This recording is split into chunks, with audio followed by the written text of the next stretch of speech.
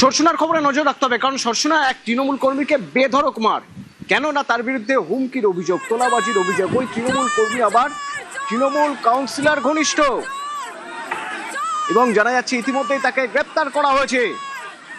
সরসুনা 127 নম্বর word বেধড়ক মারধর করা হয়।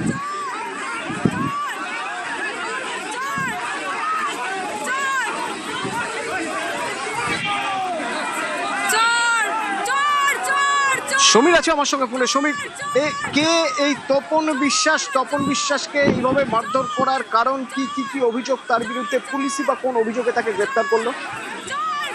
দেখো, কলকাতা কর্পোরেশনের 127 নম্বর ওয়ার্ডের তৃণমূলের কাউন্সিলর মালবিকা বৈদ্যর ঘনিষ্ঠ তৃণমূলের এই কর্মী তপন বিশ্বাস, তার বিরুদ্ধে অভিযোগ যে এলাকায় নানাভাবে তোলা তুলতো এবং তার হুমকি দিত, নানাভাবে উল্টোপাল্টা ব্যবহার করতো, এবং কেউ কথা বলতে গেলে কাউন্সিলরের সঙ্গে তার আগে ওর সঙ্গে তপন বাবুর সঙ্গে কথা বলতে হবে। তার কাউন্সিলর পুরো যেন কাউন্সিলরের এই কাজ করতে এই সরসন্না এলাকায়, এই সিলপাড়া এলাকায়।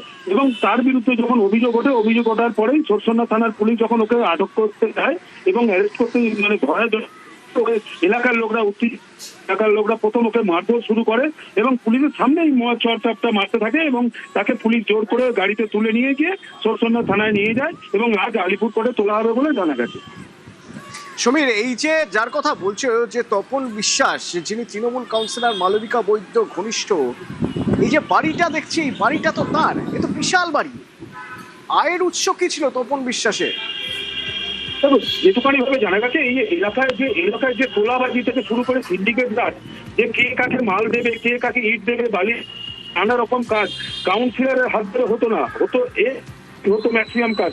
এলাকার লোক এতই ক্ষিপ্ত হয়ে গেছিল যে একটা টালির চালের অ্যাডভেস্টারের বাড়ি করতে গেলে তাকেও টাকা দিতে হবে, কিংবা কোনো জায়গায় একটা জমি কিনতে গেলে তাকে টাকা দিতে হবে। এই নিয়ে এলাকার লোক বহুদিন ধরে ক্ষিপ্ত ছিল।